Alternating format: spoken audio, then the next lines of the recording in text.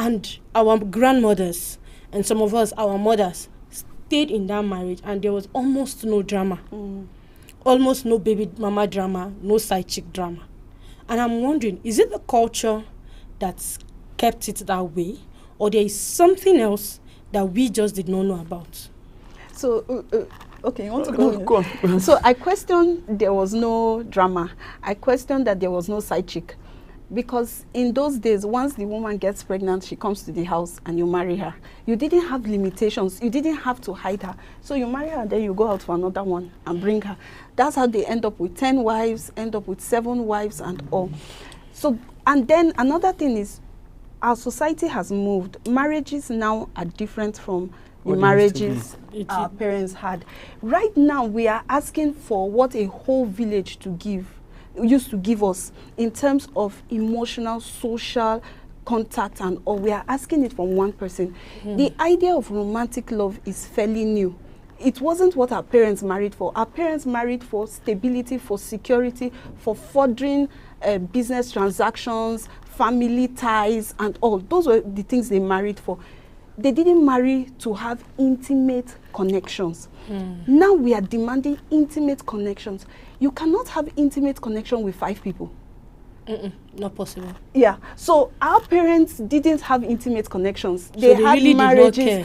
Their roles were defined. Yes. They had social groups with other women where they related. They poured out their hearts in those groups. Those women met their needs. The men had the same circle of friends who he would talk his politics with, his business with and all. Right now we are asking to discuss all that with one spouse. So we have changed the rules for marriage. That is one of the reasons why even a woman will say, I cannot have a mate, because once I have a mate, I have to share him, I have to share attention, I have to share this. That has changed from the marriages then. And again, why our ancestors, our forefathers, why they marry more than one wife then? You know, they were most farmers. So they need children who work in their farmland. Yeah. To enhance productivity for them. So this was one of the major reasons why they married more than one wife. You hear, who will work for me in the farm when I'm old? True. Yeah, and there's even more. That's the major reason why they all wanted male kids. But because someone has to help out. Now, how many people want to be farmers now? Are you getting it? Oh, you want to be a farmer? No, but you said mechanized farming, right? Yes, mechanized farming. Mechanized farming, exactly. But then there was nothing like mechanized farming. True. So just this traditional farming system we all knew then. That was what it used to be. But now, those who have money now go into mechanized farming. So you don't need children to do this for you. You don't need people. You just pay people and they do the work for you. So how many want to be farmers like those farmers now? Then civilization again. Era of TikTok, Facebook, and the likes. You get, there are some things you are caught in a trap you want to sort out. You just carry your phone, put it there, and you have responses to it, and you are on a go. But then there were nothing like this, so it made life difficult for them. So they just felt the only way to sort this out was exactly difficult. Yeah, it was actually. It was. Well, if we're looking from our perspective, it might seem difficult, but I felt like if we're looking at it from their own perspective, I think life has always been challenging. We just had different challenges. Their own challenges were different from ours. And then another thing I wanted to add to what you said is that right now the cost of raising children is on the rise. You have to send your kids to school and all. So imagine that you have women who are competing for your love by having many children. We will send those and then there's nothing like school. Just pack all of them, go to the farm. You just line them on the road and you be behind them. Oh yeah, farm. You get, but now you can't do that. Yeah. Because my dad used to say, if you born pikin come this life, you know, train now, that pikin go stone you. Honestly. So that is the era we are now. That is the era we are. You have a child and you don't train the child. The child will question you tomorrow because they see their peers and they are asking, "What's my papa they do?" Are you getting it? So that's where we are now. So it's most likely different, very, very different from what they had then and what we are having now. True. So I hope you are all enjoying this conversation. Like I said, this conversation promises to be educative and entertaining. The question is, why not polygamy? If you can have extramarital affairs and maintain it, why don't you just marry her? Or Do you want to be dealing with baby mama dramas as they come? The choice is yes. Meanwhile, let's have your perspective in the comment section, and also do like and share this video. Stay tuned. We'll be right back.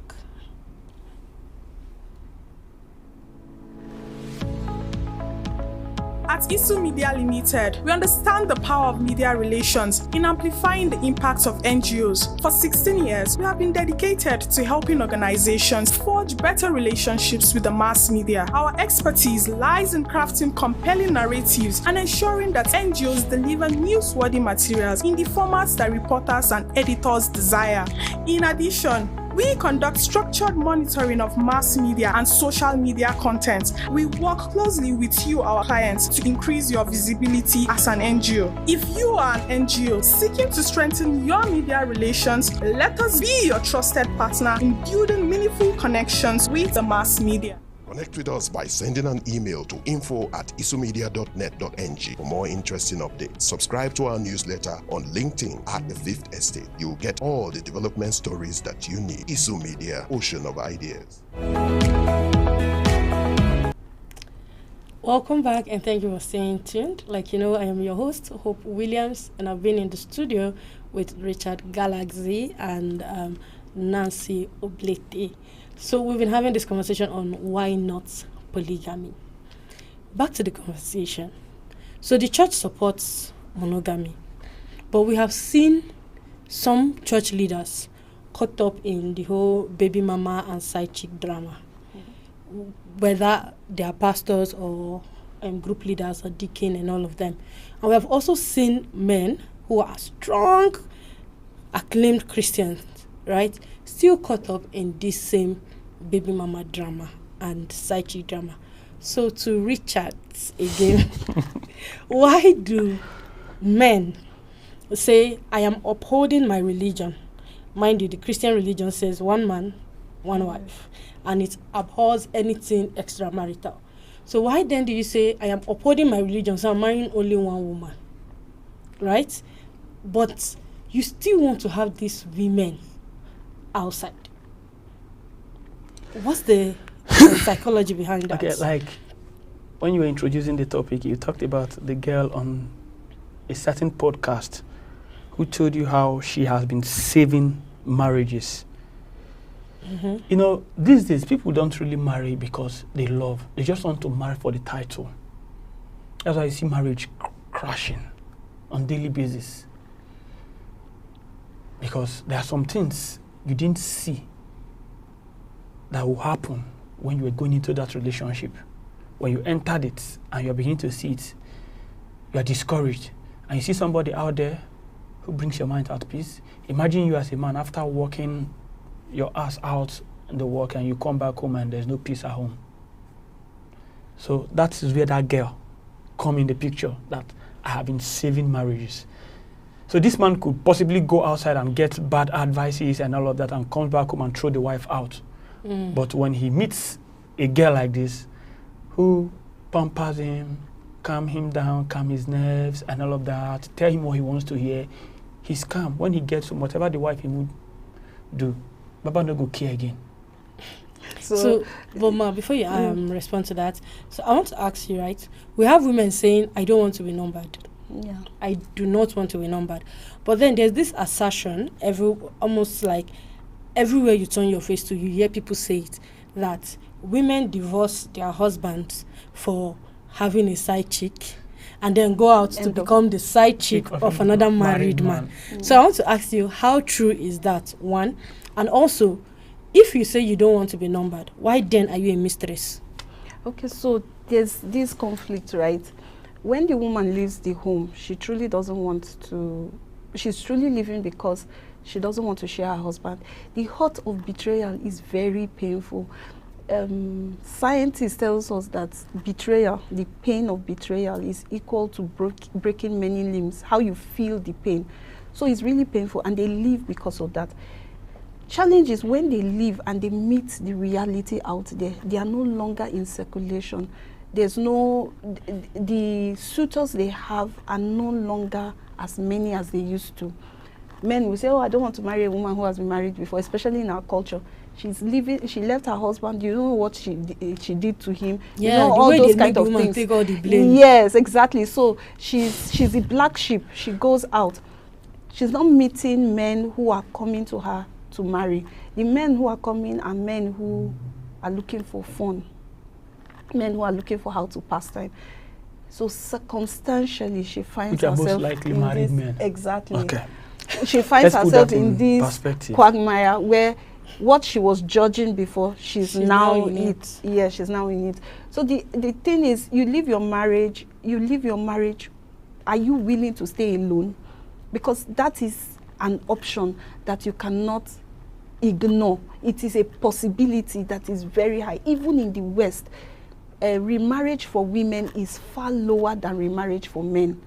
Whatever the cause is, whether it's death of a spouse or divorce, remarriage for women is lower. The pool does not have so many men willing to take on women that are coming from other relationships. Yeah, because it's believed they come with a lot of baggage. Yes, so many people leave their marriage with that hurt, that pain. They are not thinking through the whole system, and then they come out and they meet that challenge. That doesn't mean that you should stay if you can't, but it also means that you should be ready to stay alone if that's what it means to hold on to your values. Already ready to be a side chick to a married man. Yeah. So if you are a side chick to a married man, what's the difference between you accepting the side chick that you are living? Okay.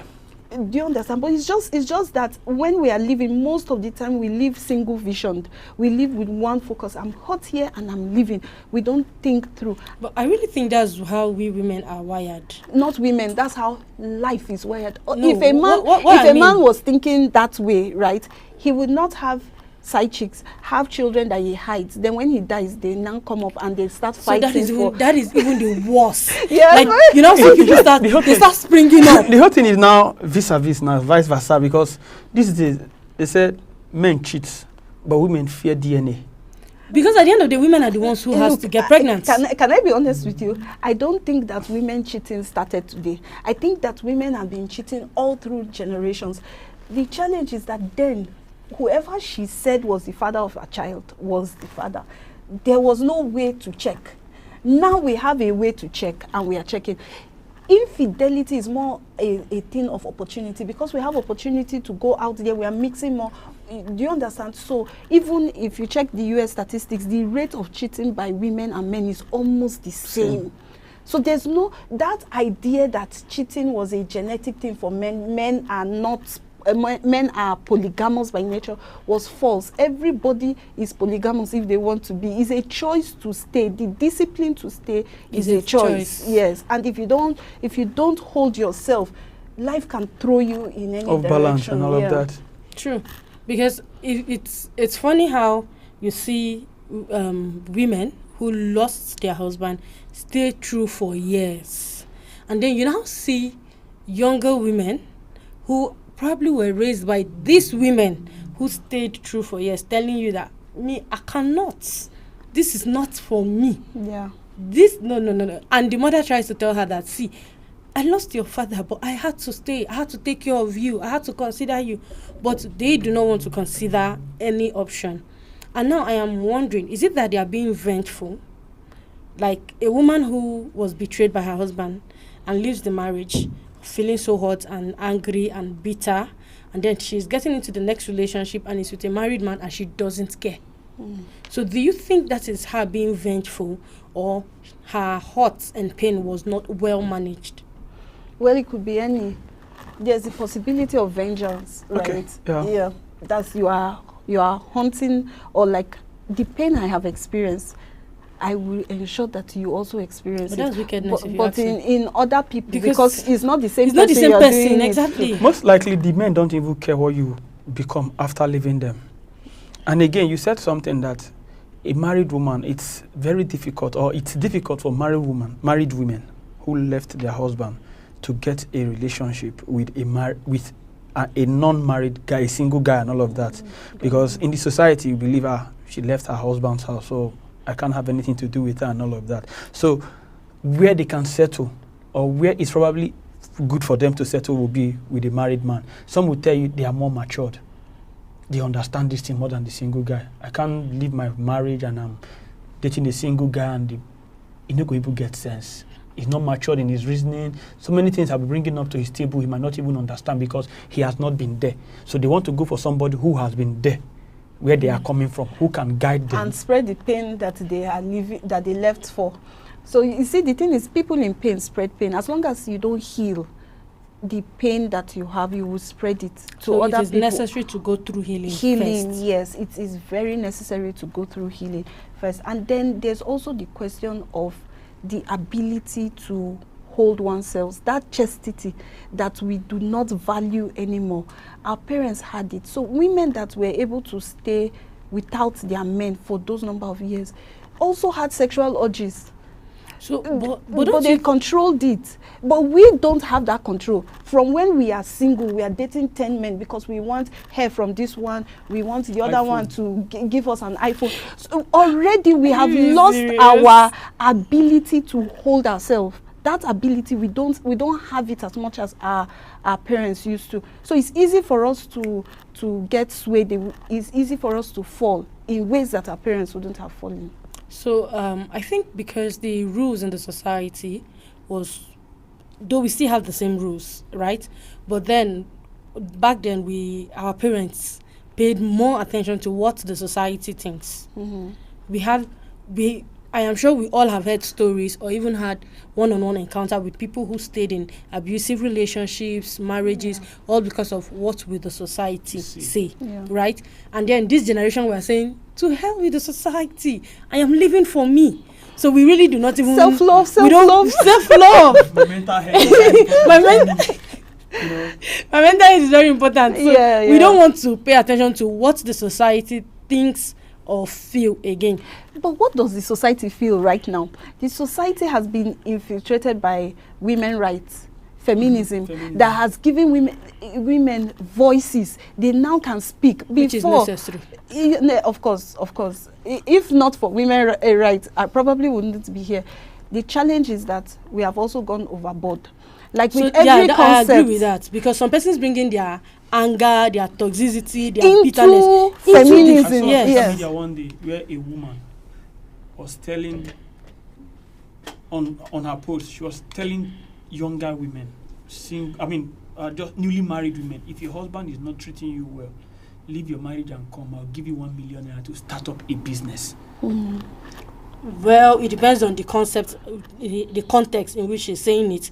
So What when it comes to See, so I don't think that there's any context. No, treating you well is broad, right? So it depends on what she's saying. If a man is abusive to his wife, he's not treating her well. Yeah, but treating well can be any other thing. And That's what I'm saying. So it now depends on the If you're context. if you're talking about beating you, abuse, there are ways you would have phrased your sense. He said, come, I'll give you 1 million naira to start up a business. Women supporting women. No, so how do you tell me that relates with being abusive in your marriage, or you are getting abuses from your marriage? So I don't know if you are getting it. So what do you think? People who are naive, young girls who are naive, probably forced into marriage, would definitely probably want to think. Of course, are you a getting young girl so forced into marriage will take a walk. So what do you? not just But forced, what do you expect? but not just forced, because some people were not forced. They walked in. They just met challenges. In this day and age, our grit, ability to go through challenge is really low. So once people hit a rock and there's challenge, instead They of just want to staying back to out. fight through, they take the next escape. That's one of the reasons we are having the rate of divorce we are having, because a lot of us don't want to stay through. And it's amazing because in this our time, we have even more resources to resolve issues in marriages than ever in history. We have researches, we have a lot that has gone into resolving issues in marriage, but people are not taking it. A lot of people will fight for themselves, do what they can do, and they do the best that they can, but they don't have the resources to do that. And instead of looking for where to get these resources so that they can work through it, they choose to take a walk. And of course, those kind of messages are very toxic for a society that is supposed to be family based, that is supposed to encourage family, because whatever we say, however we try to garnish it, divorce has a very negative impact on society. We have seen it in America. In fact, in America, they say 39% of rape victims, not people who are raping, the victims. 39% of them are from fatherless homes, meaning that there are things that they should have learned that they did not know, and it puts them in But it precarious. didn't stop the father from doing his job, whether they are divorced or not. No, definitely. I'm not Every child need excusing. the father figure in their life. I'm not excusing that the father is not there. If they are divorced, the man owes. So this is it, right? Some men think it is okay to fight their women, as in their ex-wives, using the kids. So when you say Which when you say some men, I disagree. Women do it even more. Women feel that they have ownership of the children. So once there's a divorce, automatic. I've had situations where I'm sitting with women and they are contemplating divorce, and I ask them, what about the children? Oh, the children are coming with me. Like, they have it at the back of their mind that they are supposed to be the ones with the children. Some of them even deny these men access. Of course, true. Even when you look at studies, you see that once there's a problem in the marriage, the man withdraws from the woman. Withdrawing from the woman means I'm not coming home as I used to come. So meaning that I will not also have the time I used to have. So it affects them also. Yes, but it's all in the same box. If we resolve the issues we have in our marriage, the children will not lose their fathers. So I agree with resolving issues, but I am saying that if the couples are having issues, they should deal with their issues and keep the kids out of it. It's very, very... Because these days, they bring their children difficult into it. See, that's what I'm saying. It is wrong. In practice, it is wrong in theory. In practice, it is very difficult. How do you both agree to raise children when you are disagreeing on every other thing? When you cannot see face to face, how do we sit to discuss the next school this child is going to, what we are going to be doing These are with development in school and all of that. If you check states like Texas, they have therapy sessions for co-parents. That is, you are no longer married, but you need to go through therapy to come together and have one voice as regards to your children. You know, so many I think things. we should. There are a lot of things they do in the US and some other European countries, right, that I feel we should bring in. Things like premarital classes. I know the church do all those marriage counseling classes and all that before you get married. But I mean, the church is teaching you based on Christian doctrines or even the church doctrine. They are not telling you what is expected in the society. They are not letting you know that there are certain things that at some point you feel like prayer will not solve. You you understand? And then I'm wondering, right, in all of this cycle, when the man and the woman are not being coached on how best to be husbands and wives, and how to manage these situations when they come. How does don't you think it has some sort of psychological impact on both these people and their kids? Yeah, it definitely does. You know, one man said something. He said it's like we were deceived. When we are outside marriage, everybody said, choose. The moment you enter, everybody assumes, oh, you've gotten certificate, so we don't discuss you are left again. alone. Now, the thing is that as a society, we have not reached there. But as individuals, you can decide to take up your own learning. For example, this thing you're talking about, premarital counseling. Now, I think that one of the reasons why the church premarital counseling for many churches, not all, has not been very effective is because they have been basically spiritual. We are not looking at the psychology of the people coming together, their history and all. Like, we designed a premarital counseling system that puts together all this so that when you are having this premarital experience, you are having experience beyond what the Bible says. Not because it's not important, but also because you are human beings living in a real world, and you have to be able to engage in this real world, also bearing in mind that you have different upbringings, you have different values, you have different goals. Being able to mix those things is very important. Then when we get married, learning doesn't stop because we are now married. We assume we have arrived. So we have a lot of social stories that we have told that has not helped. One is, don't share your problems with anybody. Anything you have, deal with it yourself. But you're dealing with it yourself and you're not getting a way through. It's not working out for you. Talk to someone. I'm insisting on professional help, because sometimes when what happens is the woman talks to her friends, the man talks to his friends. The likelihood that her friends will only see her points because they are women like her, they probably have the same understanding like her, and give her advice from that level. The same thing happens To with the the men man. folk. Then we now come back and nothing There's is always a working. clash. So get people who know what they are doing, people who this is their work, this is their call. They have not just been married, but they also have knowledge beyond marriage because they have studied it. Let them help you guys walk through your issues together. One of the things I've experienced as a marriage coach is that when people come, they want advice. So they come and tell you, oh, the XYZ is happening, what do I do? I don't have the answers, I don't know. What I know is, I know the principles, I know how to guide the both of you to get there, but it's a journey. So enroll, do a class, go through a process. You have to unlearn and relearn. It doesn't happen by me telling you, okay, next time when your wife talks, keep quiet, or don't keep quiet, tell her, I have heard you. I just tell you, you go back, when you are in the heat of this, everything I say flies through your head. You don't remember, you cannot apply. But if that is happening in a session and then I'm saying do this, I'm saying do that, you are learning and incorporating it gradually. So people have to be willing to learn. People have to be willing to come. These are the ways we can change some of these stories that we are already seeing. And even after divorce, I always tell people, even after divorce, the children are so important that whatever it will take for the two of you to work together to help these children grow healthily, you need to be able to put it in place. That structure is so important. So I quite agree with you. I think if these structures, these whole principles are put on ground, we'll not be having all the side chick or the baby mamas and child custody drama, because that's fact. If you have a child custody drama and you don't rectify it on time, these children grow up to continuously see that drama, and it continuously mess up with their head. If you have a side chick and your son grows up to see you having a side chick, he feels it is okay to have a side chick. Yeah. And If you are tomorrow, polygamous, you marry more than one wife, your son grows up and feels it is okay to carry more than one woman and keep in the house and be dealing with the drama. But regardless of all of this, I still believe that we should all learn to weigh our options before we make certain decisions. And that brings us to the end of the show. So far, so good. It has been an interesting and educative conversation with Richard Galaxy and Nancy Oblite, our relationship coach.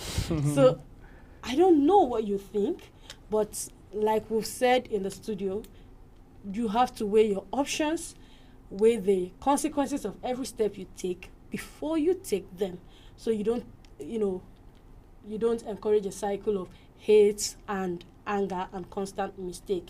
And of course, I am your host, Hope Williams, and it has been a beautiful time with you. Till we come your way again next time, do well to like and share this video, comment in the comment section, follow us on all our social media platforms, subscribe to this channel, and click on the notification bell so you are notified whenever we make a post. Do have a blissful day. Bye-bye.